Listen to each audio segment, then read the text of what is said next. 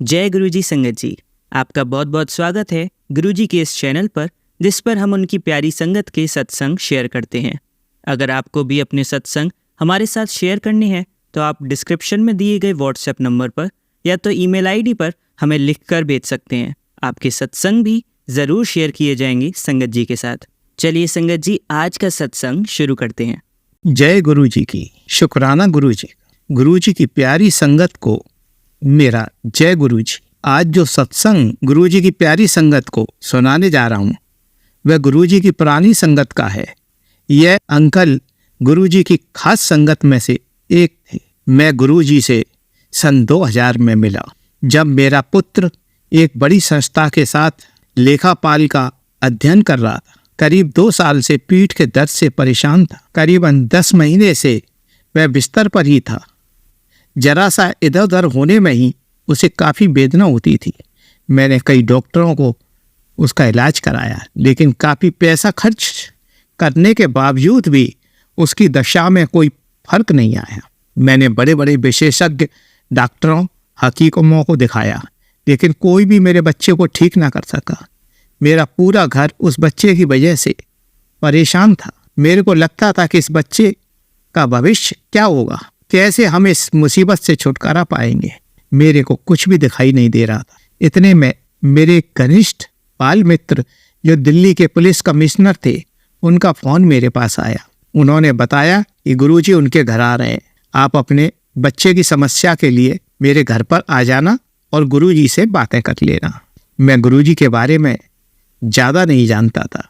मेरे मित्र उनके अनंत भक्तों में एक। मैं जब उनके पास गया तो मैंने गुरुजी के दर्शन किए, और दर्शन करने के बाद मैं ये सोच रहा था कि ये डॉक्टर का केस है, इसमें गुरुजी क्या कर सकते हैं। मैं गुरुजी के विषय में कुछ जानता ही नहीं था। यह सच है, जब तक गुरुजी नहीं चाहते तब तक कोई भी बंदा उनकी संगत का हिस्सा नहीं बन सकता। खैर, मैंने उनके घर पर जाकर गुरुजी के दर्शन किए। तब गुरुजी अपनी संगत के करीबन 15-20 लोगों के साथ आए हुए थे।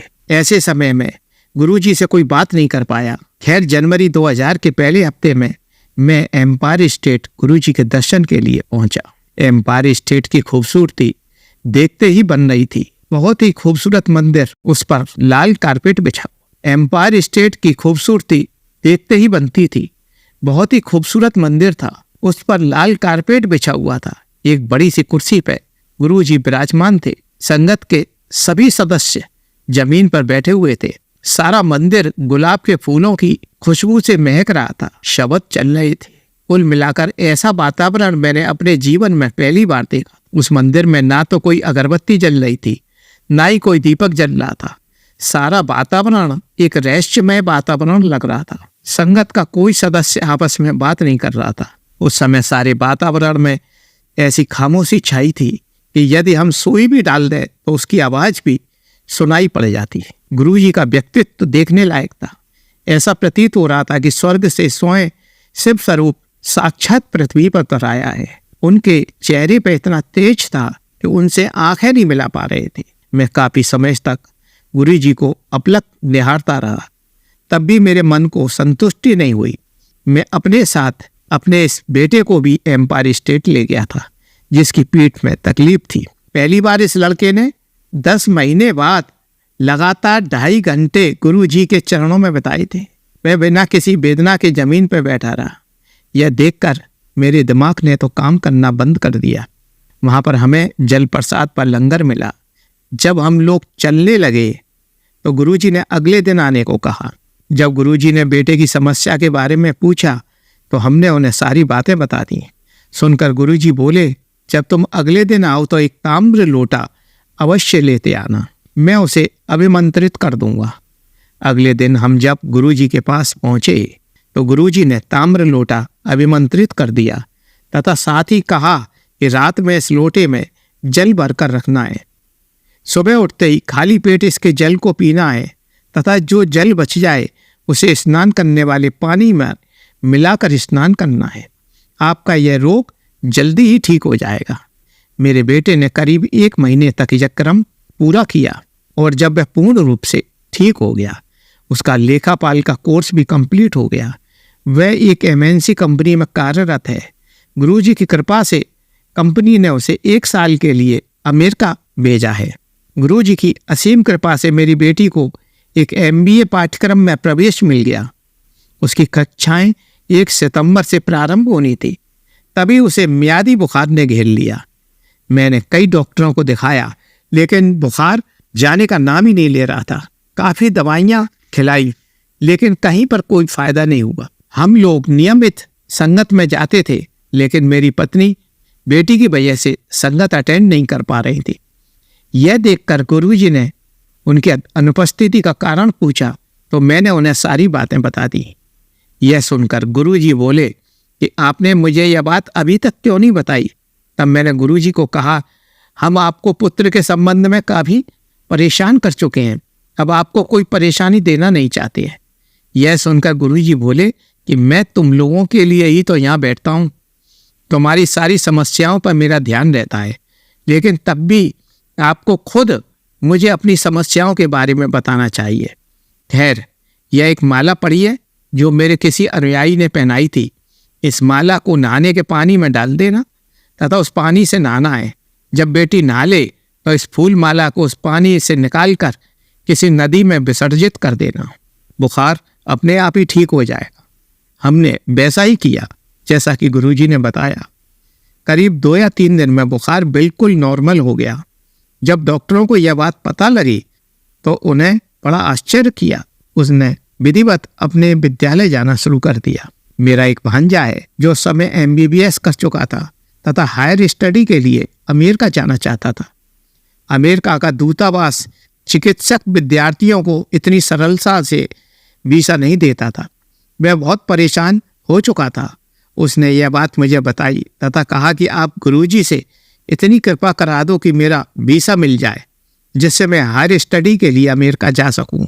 मैंने एम्पायर स्टेट में जाकर गुरुजी से निवेदन किया तो यह सुनकर गुरुजी मुस्कुराए और बोले कि तू हर समय कोई ना कोई काम लेकर आ जाता है, जा तेरा काम हो जाएगा। गुरुजी की कभी भी संगत के किसी भी सदस्य को किसी भी काम के लिए मना नहीं करते। गुरुजी ने कहा कि अपने भांजे को दूतावास भेज देना, उसको वीसा मिल जाएगा। खैर, उस दिन मेरा भांजा दूतावास गया तो अधिकारी ने उससे ज़्यादा प्रश्न नहीं पूछे। दूसरे आवेदकों से 40-45 मिनट तक प्रश्न करने के बाद भी वीसा देने से मना कर दिया। खैर, मुझे उस दिन आसानी से वीसा मिल गया। आज मेरा भांजा गुरुजी की कृपा से अमेरिका में मेडिकल की हायर स्टडी करने के पश्चात वहीं पर सेटल हो गया तथा अपनी सुखी दाम्पत्य जीवन व्यतीत कर रहा है। वह भी गुरुजी का अनंत भक्त बन गया है। एक वरिष्ठ आयकर अधिकारी थे जो मेरे साथ ही गुरुजी के दर्शन करने आते थे। एक शुक्रवार को गुरुजी ने हमें अगले दिन आने को कहा। शनिवार के दिन केवल पुरुषों के लिए मदिरा और भोज का आयोजन था। उस दिन मैं यह सोच रहा था कि गुरुजी ने हमें बुलाकर अचानक यह कार्यक्रम क्यों रद्द कर दिया। उस दिन 10 बजे लंगर के पश्चात गुरुजी ने हमें रुकने के लिए कहा। करीब आधा घंटे बाद गुरुजी ने अपने एक भक्त जो वरिष्ठ सीमा शुल्क अधिकारी के घर चलने के लिए कहा, जो अपनी पदोन्नति पर दावत दे रहे थे। जब हम उनके घर पहुंचे तो वहाँ विभिन्न प्रकार के पेय रखे हुए थे। यह देखकर मेरी प्रसन्नता का ठिकाना ना रहा। लेकिन गुरुजी के सामने मैं और अन्य अनुयायी शराब पीने से कतरा रहे थे। तभी गुरुजी ने मेरी आंखों में आंख डालकर कहा कि दोपहर में तो तुम कार्यक्रम नष्ट होने की बातें कर रहे थे और अब तुम कतरा रहे हो। मेरी पूर्ण अनुमति है, जितना चाहे ले सकते हो। इतना सुनकर मेरी आंखों में आंसू आ गए। मैं गुरुजी के चरणों में गिर गया और इतना ही कह पाया कि गुरुजी, आप अंतर्यामी हैं, आपसे कोई बात छिपा नहीं सकते। मेरा कार ड्राइवर सुरेश बहुत ही धार्मिक प्रवृत्ति का है। एक दिन मैंने उसे संगत में अंदर जाकर गुरुजी के दर्शन करने के लिए कहा, पर वह इतने बड़े बड़े आदमियों के बीच अंदर जाने में झिझक रहा था। संगत के पश्चात मैं किसी अनुयायी को विदा करने के लिए एयरपोर्ट गया तो 2 बजे के आसपास जब मेरी गाड़ी मुख्य मार्ग की ओर मुड़ रही थी तो देखा कि सामने गुरुजी अपनी संगत के साथ खड़े हुए। मैंने सुरेश को गाड़ी रोकने के लिए कहा तथा सुरेश ने गाड़ी साइड में लगा दी। हम दोनों गाड़ी से उतरकर गुरुजी के पास पहुंचे तथा गुरुजी के चरण स्पर्श किए। यह देखकर गुरुजी मुझसे बोले, तुम मुझसे यह नहीं पूछोगे कि मैं यहाँ क्यों आया हूँ? तुम्हारी बहुत इच्छा थी कि तुम्हारा ड्राइवर सुरेश मेरे दर्शन करे, लेकिन यह झिझक के कारण अंदर नहीं आ पाया। तब मैंने यह निश्चय किया कि मैं स्वयं जाकर उसको दर्शन दूंगा। मैं गुरुजी के मुख से यह बातें सुनकर अवाक रह गया। ऐसी महानता थी मेरे गुरु में। उनकी निगाह में कोई छोटा बड़ा नहीं था। संगत के सभी सदस्य एक समान थे। गुरुजी अपनी संगत के एक एक सदस्य को नाम से जानते थे। उन्हें संगत में किसी का नाम पूछने की आवश्यकता नहीं थी। वे खुद उस व्यक्ति का नाम लेकर बुलाते थे। सभी संगत के सदस्य गुरुजी की आज्ञा पर अपनी जान की बाजी लगाने को तैयार हो जाते थे। मेरे छोटे भाई की पत्नी के गले में कुछ सूजन आ गई थी। अब वह सूजन धीरे धीरे बढ़ रही थी। हम लोगों को यह डर लगने लगा कि कहीं कैंसर ना हो। जब हमने गुरुजी को यह बताया तो गुरुजी बोले कि ऑल इंडिया मेडिकल में इस बात के टेस्ट होते हैं, अतः वहाँ पर ही जाके जांच करवाओ। मेरी संगत के एक डॉक्टर हैं, मैं उनसे कह दूंगा, वहाँ आपको कोई परेशानी नहीं होगी। चिंता करने की कोई आवश्यकता नहीं है, कोई खास बात नहीं निकलेगी। खैर, उनका ट्रीटमेंट वहाँ चला तो उन्होंने गले का ऑपरेशन करने के लिए कहा। जब हमने इस बात के लिए गुरुजी से परमिशन ली तो उनका ऑपरेशन डॉक्टर शर्मा ने कर दिया। अब वह बिल्कुल ठीक है। यह बात बिल्कुल सत्य है कि जिस व्यक्ति पर गुरुजी का हाथ होता है उस व्यक्ति का काल भी कुछ नहीं बिगाड़ सकता। मुझे पूर्ण विश्वास है कि गुरुजी शिव के अवतार हैं। वह सब कुछ जानते हैं। समय आने पर अपना पूर्ण आशीर्वाद दे देते हैं। उनकी शरण में आए हुए अनुयायी को सब कुछ प्राप्त हो जाता है। गुरुजी के लिए जाति और धर्म अर्थहीन है। सभी जातियों और धर्मों को गुरुजी एक समान मानते थे। शिवजी ने मानव रूप में गुरुजी को हम सबके जीवन की यातना और कष्टों से मुक्त करने के लिए इस संसार में भेजा है। मैं ऐसे गुरु को नमन करता हूँ। अब मैं सत्संग को यही विराम दे रहा हूँ। जय गुरुजी की। शुक्राना गुरुजी। चलिए संगत जी, अब अगला सत्संग सुनते हैं। जय गुरु जी। जय गुरु जी। संगत जी, गुरुदेव के श्री चरणों में मेरा आनंद अनंत कोटि नमन वंदन प्रणाम है। साथ ही उनके श्री चरणों में मेरा शुक्राना पुष्प भी समर्पित है। सत्संग कहने में मुझसे जो भी भूल चूक हो जाए, गुरुदेव एवं समस्त संगत जन मुझे माफ करिएगा। संगत जी, आज का मेरा सत्संग शुक्राना सत्संग मैं मेरे बेटे का ही करने जा रही हूँ। मेरा बेटा कल जब सुबह उठा तो बहुत चिड़चिड़ा था, बहुत चिड़चिड़ा, और दिन भर ही वो वैसा ही रहा। बहुत दुखी था, बिल्कुल रोने रोने को था, चिड़चिड़ कर रहा, उसका किसी भी चीज़ में कोई मन नहीं लग रहा था। मुझे महसूस तो हो रहा था कि कुछ ना कुछ प्रॉब्लम है, नेगेटिविटी है, जिसकी वजह से ये बच्चा ऐसा कर रहा है। क्योंकि अब क्या है, इतनी नेगेटिविटी के वार हो चुके हैं या हो रहे हैं तो समझ में आ जाता है। तो उस वजह से मुझे समझ में आ रहा था। और कई बार जैसा कि गुरुदेव ने मुझे मैसेज दिया है कि तेरे अंकल जी पर वशीकरण किया गया है, तो मैं उन पर भी बहुत माइन्यूट ऑब्जर्वेशन रखती हूँ। उनके साथ मैं निश्चिंत होकर मेरे बेटे को नहीं छोड़ती हूँ। तो वो फिर इवनिंग में जब सोकर उठे तो मेरे बेटे को साथ में लेकर जाना चाह रहे थे कि मैं इसे घुमा लाता हूँ, ये थोड़ा फ्रेश फील करेगा। तो मैंने कहा ठीक है, ले जाइए। और अब फादर है, मना तो कर नहीं सकते, तो दोनों निकल गए। लेकिन जैसे ही वे निकले, संध्या का समय था, संध्या तो मैं करती ही हूँ, तो मैं तुरंत बैठ गई गुरुदेव के सम्मुख और अपने मंदिर में। तो मैं निरंतर मैंने थोड़ा जाप भी किया, दीप प्रज्वलित किया। जैसे कि गुरुदेव ने कहा है कि संध्या के समय गुरुदेव के स्वरूप के सम्मुख दरवाजे पर और तुलसी जी पर 3 जगह घी के दीप प्रज्वलित करनी है संध्या के समय। और ये दीप प्रज्वलित करके 7 टाइम्स हनुमान चालीसा का पाठ करना है।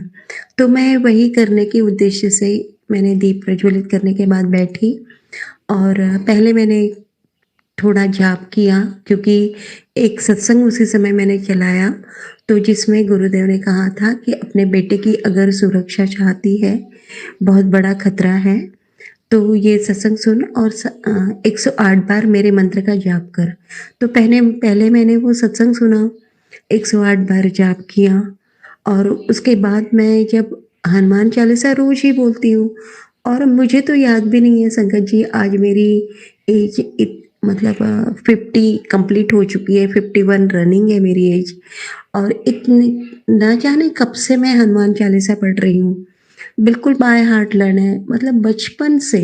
और सोते उठते बैठते कभी भी मैं बोल सकती हूँ, मैं भूल ही नहीं सकती। पर कल पता नहीं क्या हो रहा था, मैं 1 और 2 बार तो बोल पाई, लेकिन थर्ड टाइम जब मैंने बोलना शुरू किया, तो मैं आधी बोल रही थी, भूल जा रही थी, आधी बोल रही थी, भूल जा रही थी। कितने बार रिपीट किया, नहीं बोल पाई मैं। हनुमान चालीसा बिना देखे मैं बोल ही नहीं पा रही थी। मुझे इतना वंडर फ़ील हुआ। फिर उसके बाद मैंने ढूँढी, कहीं कोई बुक हो जिसमें हनुमान चालीसा लिखा हो, और मुझे मिल गई। फिर मैंने पूरे 7 टाइम कंप्लीट तो किया, लेकिन देखकर पाठ किया तब वो पाठ पूर्ण हो पाया। जैसे ही मेरा पाठ पूर्ण हुआ संगत जी, करीबन 2 या 3 मिनट के बाद मेरा बेटा घर वापस आया। लेकिन अब की बार जब वो वापस आया तो एकदम हैप्पी था, खुश था, और सोते तक बहुत खुश रहा, हँसता खेलता रहा, चहकता रहा, भगवान किसी की नज़र ना लगे। लेकिन सच में जो गुरुदेव ने कहा है ना संगत जी, कि संध्या के समय 3 जगह घी के दीप जलाने हैं, 7 टाइम हनुमान चालीसा पढ़नी है, वो मैं पढ़ रही थी तो नेगेटिविटी मुझे पढ़ने नहीं दे रही थी। लेकिन उससे मैंने फाइट किया, अपना गुरुदेव का जो आदेश था, उपाय था, वो पूर्ण किया, और उसका सकारात्मक परिणाम भी मुझे प्राप्त हुआ। और अभी सुबह भी गुरुदेव का एक मैसेज मैंने पढ़ा जिसमें उन्होंने कहा, मुझ पर विश्वास रख, मेरे उपायों को पूर्ण विश्वास के साथ कर, तेरी सारी प्रॉब्लम्स ख़त्म कर रहा हूँ और तेरा इलाज मैं परमानेंटली कर रहा हूँ। अनंतम शुक्राना गुरु जी। और ये सच है संगत जी, हम उपाय करते हैं, मैं तो बार बार इस बात को सच में बहुत गहराई से मानती हूँ। जो भी उपाय है हम करना चाहते हैं, नेगेटिविटी हमें पीछे खींचती है, वो करने नहीं देती। गुरुदेव की रहमत और कृपाएं हैं, वही हमें बताते हैं, मार्गदर्शित करते हैं, और वही उन्हें पूर्ण करवाते हैं। तो उनकी समस्त रहमतों के लिए, कृपाओं के लिए, उनके हमारे सिर पर रखे हुए वरद हस्त के लिए अनंतम अनंतम अनंतम शुक्राना है गुरु जी। आप मेरी, मेरे बेटे की, मेरे अंकल जी की, मेरे अपनों की, सबकी रक्षा कर रहे हैं, निरंतर कर रहे हैं। आपका अनंतम अनंतम शुक्राना है। ओम नमः शिवाय, शिव जी सदा सहाय। ओम नमः शिवाय, गुरु जी सदा सहाय। ओम नमः शिवाय, शिव जी सदा सहाय। ओम नमः शिवाय, गुरु जी सदा सहाय।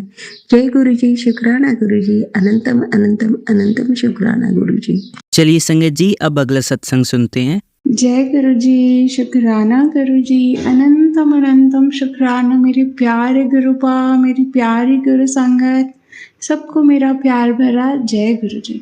मैं गुरु जी की बेटी नागपुर से। मैं अपना सत्संग मंत्र जाप के साथ स्टार्ट करना चाहूँगी। ओम नमः शिवाय, शिव जी सदा सहाय। ओम नमः शिवाय, गुरु जी सदा सहाय। जय गुरु जी।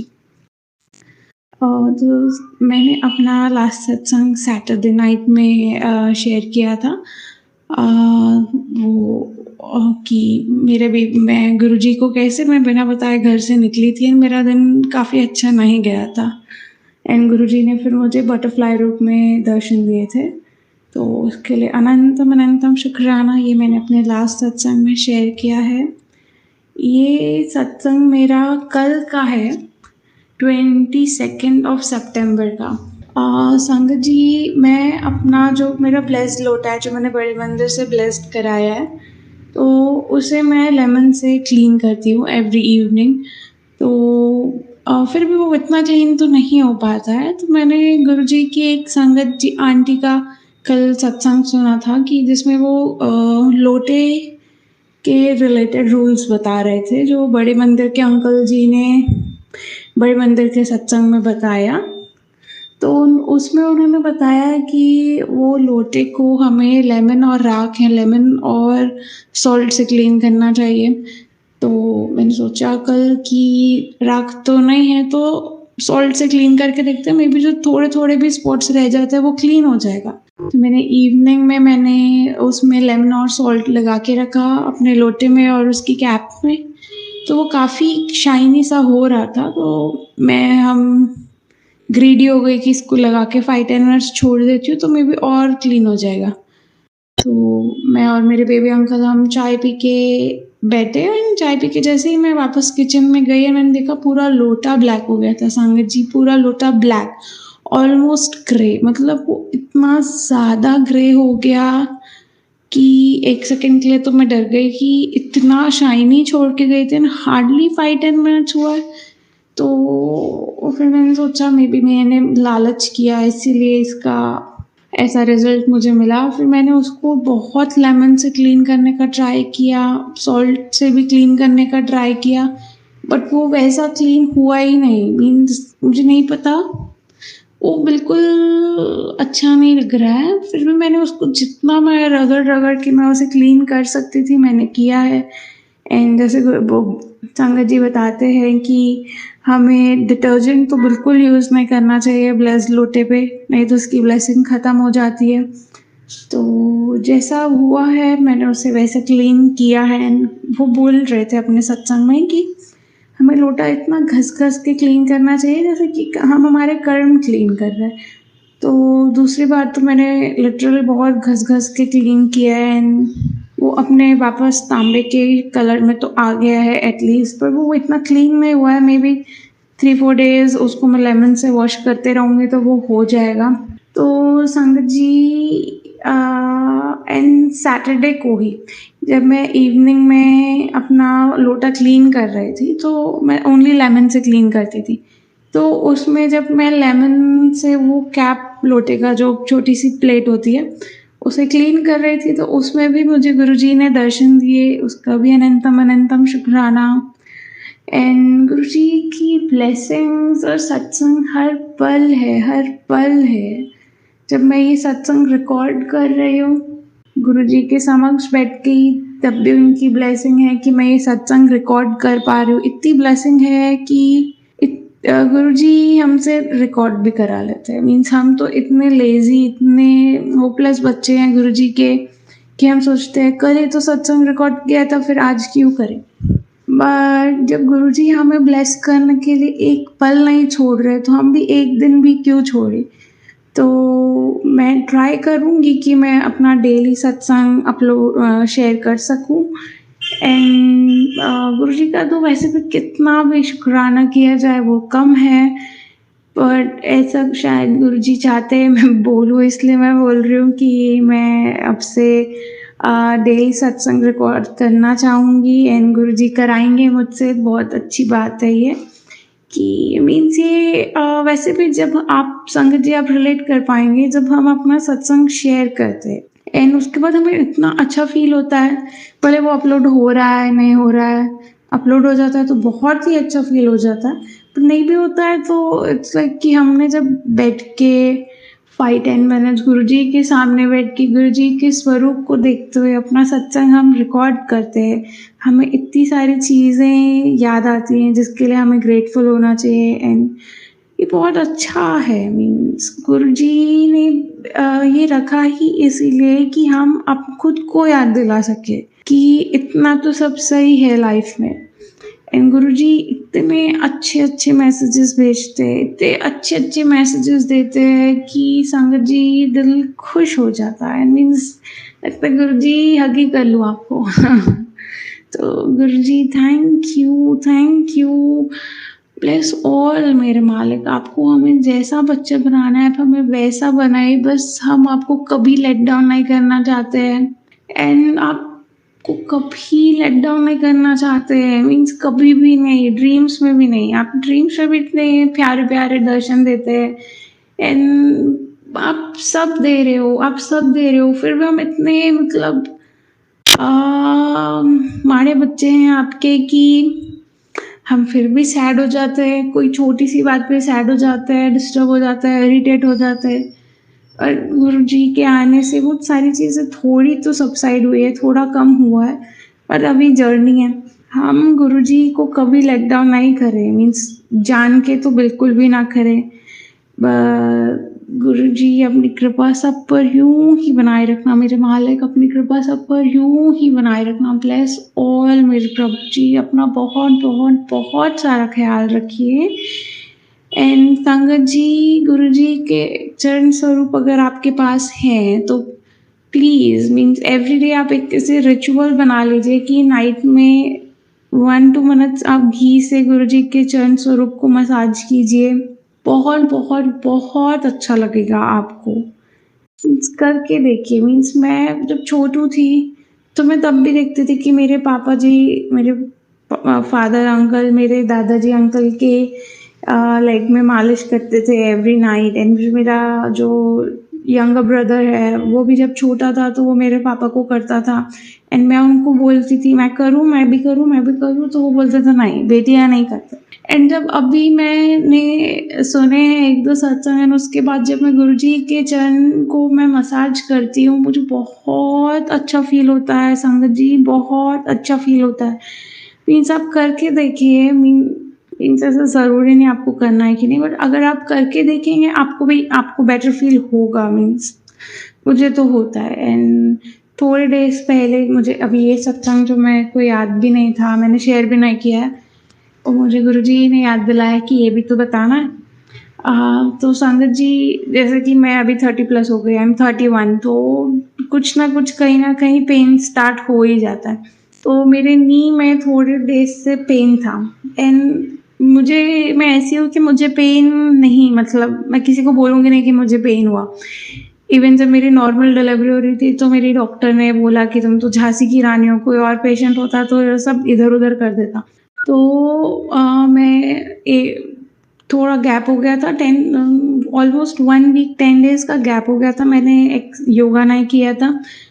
एंड फिर मैंने वन फाइन डे मैंने सोचा आज से फिर से स्टार्ट करती हूँ। एंड मैं जब स्क्वाट्स कर रही थी मेरे नी में थोड़ा वियर्ड पेन हो रहा था, लेफ्ट नी में। एंड फिर वो होता रहा पूरा दिन। अगर मैं बैठ रही हूँ, कुछ भी कर रही हूँ, मुझे पेन हो रहा है। 3-4 दिन हो गए मुझे पेन हो ही रहा है। मैंने अपने हस्बैंड अंकल को कहा हम तीनों फुल बॉडी चेकअप करा लेते हैं, एंड वैसे ही कुछ होगा कम ज़्यादा तो हम देख लेंगे। तो मैंने गुरुजी के काफ़ी सत्संग सुने थे जिसमें वो कहते थे कि गुरुजी के जो दिए का घी होता है उससे आप मसाज कीजिए जहाँ आपको पेन है। तो मैं वैसे करने लग गई। एंड 3-4 दिन में वो पेन बिल्कुल गायब तो नहीं बोलूँगी पर बहुत कम हो गया। एंड अभी 1 हफ्ता हो गया ऑलमोस्ट, मुझे याद भी नहीं है कि मुझे पेन था। अभी गुरुजी ने याद दिलाया कि ये पेन वाला भी शेयर करो। मे भी कोई पेन में होगा, कोई सफ़र कर रहा होगा जिसको इससे हीलिंग मिलेंगी। तो संगत जी, गुरुजी पे पूरा विश्वास कीजिए। सरेंडर करना तो इजी नहीं है, वो तो बोलने से नहीं होगा, हम सब ट्राई कर रहे हैं। पर गुरुजी पे विश्वास रखिए इतना कि वो हम कहीं भी अगर फंसे, हमें कोई भी पेन है उससे बाहर निकालेंगे। एंड ये ट्रस्ट के साथ अगर हम गुरुजी ने जो बताया है कि हम मसाज करें तो गुरुजी हमारा पेन भी लेके जाएंगे संगत जी। तो मे बी कोई पेन में होगा जो ये सत्संग सुन के जिसको रिलीफ मिलेगा, तो उसके लिए भी बहुत बहुत शुक्राना कि आप हमें गुरुजी, इतना इतना शुक्राना कि आप हमें एक मीडियम बनाते हैं कि हम अपना शेयर कर सकें जिससे किसी को भी फ़ायदा हो। तो उसके लिए बहुत शुक्राना मेरे मालिक कि आप हमें इतने मीडियम के जैसा आपने हमें चूज़ किया है, आपने हमें इतना ब्लेस किया है, इतनी सूझी दी है। थैंक यू मेरे प्रभु जी। अपना बहुत बहुत बहुत बहुत बहुत सारा ख्याल रखिए मेरे मालिक। मैं गुरुजी के आगे से अपने अगले सत्संग की तैयारी में लग जाती हूँ। ओम नमः शिवाय, शिव जी सदा सहाय। ओम नमः शिवाय, गुरुजी सदा सहाय। ओम नमः शिवाय, शिव जी सदा सहाय। ओम नमः शिवाय, मेरे प्यारे प्यारे प्यारे गुरुपाद सदा सहाय। जय गुरुजी।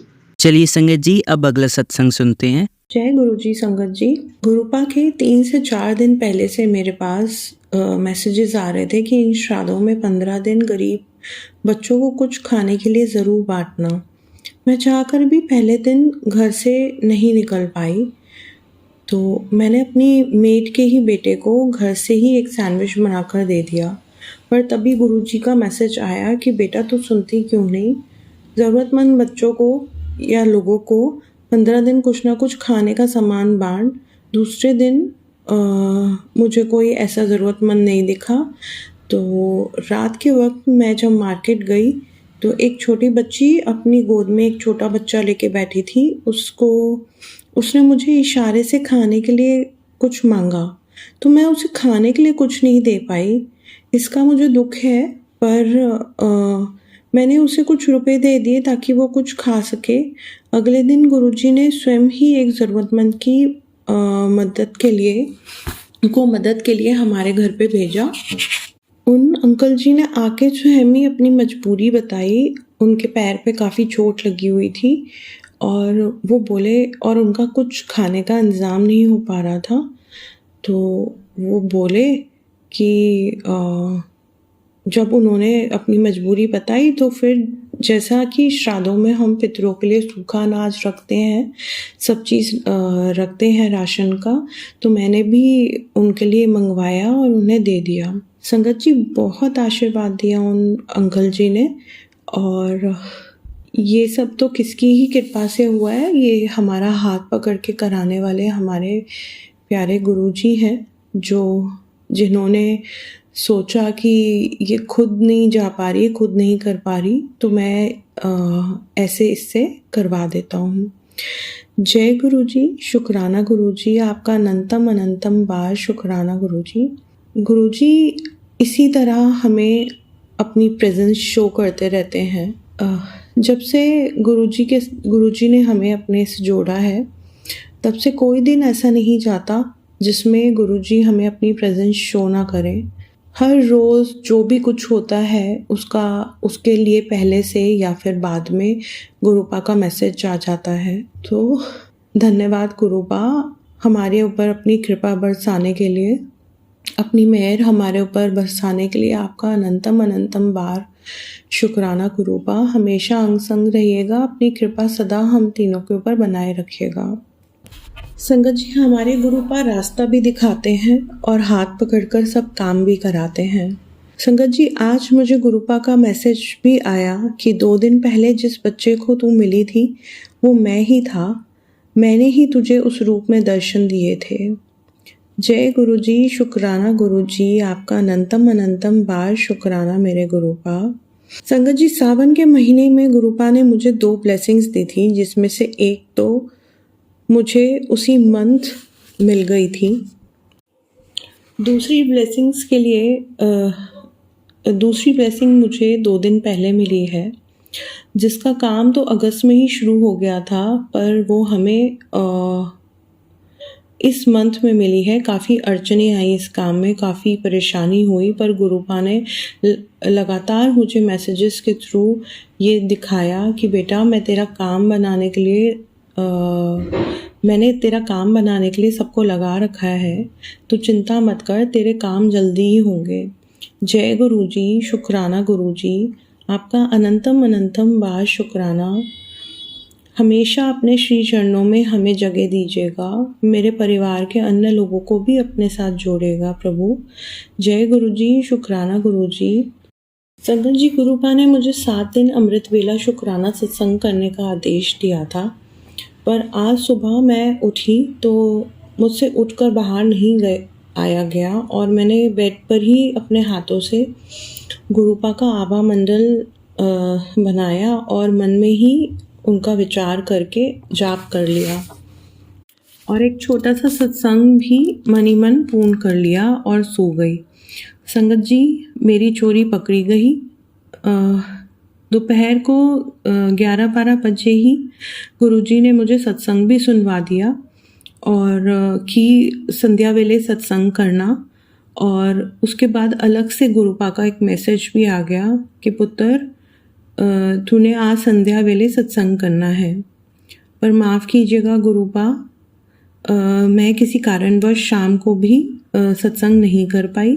तब गुरुपा का मैसेज आया कि आज शुक्रवार के दिन किया हुआ तेरा शुक्राना तेरी लाइफ का नया चैप्टर शुरू करेगा। आज इस सत्संग में तेरे लिए गिफ्ट भेज रहा हूँ, सोने से पहले सत्संग सुन के शुक्राना कर। संगत जी, ये मैसेज सुन के मेरे मन में बहुत खुशी हुई। गुरुपा का पूरा ध्यान हमारे ऊपर रहता है। उन्हें पता है उनके ढीठ बच्चे कैसे हैं और उनसे कैसे उनके कष्ट कटवाने हैं शुक्राना के रूप में। गुरुपा, इतनी कृपा हम पे बरसाने के लिए आपका कोटि कोटि शुक्राना मेरे प्यारे गुरुपा। जय गुरु जी, शुक्राना गुरु जी। अगले सत्संग की तैयारी के लिए मुझे अनुमति दीजिए। आइए संगत जी, हम मिलकर गुरुपा का मंत्र जाप करते हैं। ओम नमः शिवाय, शिवजी सदा सहाय। ओम नमः शिवाय, गुरुजी सदा सहाय। ओम नमः शिवाय, शिवजी सदा सहाय। ओम नमः शिवाय, गुरुजी सदा सहाय। जय गुरु जी, शुक्राना गुरु जी। आपका अनंतम अनंतम बार शुक्राना मेरे गुरुपा। जय गुरु जी। संगत जी, ये मेरा अमृत वेला शुक्राना सत्संग है। अगर इस सत्संग को सुनाने में मुझसे कोई गलती हो जाए तो प्लीज़ मुझे माफ़ कीजिएगा। अमृत वेला के समय ही सुबह सुबह मेरे पास गुरुपा का एक मैसेज आया था, जिसमें उन्होंने मुझे कहा कि बेटा, तूने एक बहुत बड़ी गलती की है, जिससे तेरे पितृ तुझसे नाराज़ हो गए हैं, बहुत आग बबूला हो गए हैं। और ये सत्संग सुन और इससे तुझे इस परेशानी से निकलने का उपाय मिलेगा, तेरे सारे कष्ट कटेंगे। तो आपका अनंतम अनंतम बार शुक्राना मेरे गुरुपा, हमेशा मेरे अंग संग रहने के लिए। हाँ, मुझसे एक गलती हुई है और मैं अपने पितरों से उस गलती के लिए हाथ जोड़कर माफ़ी मांग रही हूँ कि आगे से ऐसी कभी कोई गलती नहीं होगी, मुझे माफ़ कर दें। और मुझे सही रास्ता दिखाने के लिए आपका अनंतम अनंतम बार शुक्राना मेरे गुरुपा। अपनी भक्ति की मुझे शक्ति दीजिएगा। मैं बहुत अकेलापन महसूस करती हूँ। ये शायद ब्लैक मैजिक की वजह से है, वरना आपके रहते मैं अकेलापन महसूस कर ही नहीं सकती। मुझे पता है आप हमेशा मेरे अंग संग रहते हैं। मुझे मेरे पितरों से माफ़ी दिलवाइएगा। जो गलतियाँ मुझसे और मेरे परिवार से आज तक हुई हैं, उनके लिए मैं हाथ जोड़ के अपने और अपने परिवार के पितरों से माफ़ी मांगती हूँ। हमें माफ़ कीजिएगा और हम अपना आशीर्वाद सदा हमारे ऊपर बनाए रखिएगा। जय गुरु जी, शुक्राना गुरु जी। आपका अनंतम अनंतम बार शुक्राना। ओम नमः शिवाय, शिवजी सदा सहाय। ओम नमः शिवाय, गुरुजी सदा सहाय। ओम नमः शिवाय, शिवजी सदा सहाय। ओम नमः शिवाय, गुरुजी सदा सहाय। जय गुरु जी, शुक्राना गुरु जी। आपका अनंतम अनंतम बार शुक्राना मेरे गुरुपा। चलिए अब मंत्र जाप करते हैं। ओम नमः शिवाय, शिवजी सदा सहाय। ओम नमः शिवाय, गुरुजी सदा सहाय। ओम नमः शिवाय, शिवजी सदा सहाय। ओम नमः शिवाय, गुरुजी सदा सहाय। ओम नमः शिवाय, शिवजी सदा सहाय। ओम नमः शिवाय, गुरुजी सदा सहाय। धन्यवाद संगत जी, आपका दिन बहुत ही मंगलमय जाए। जय गुरु जी, शुक्राना गुरु जी।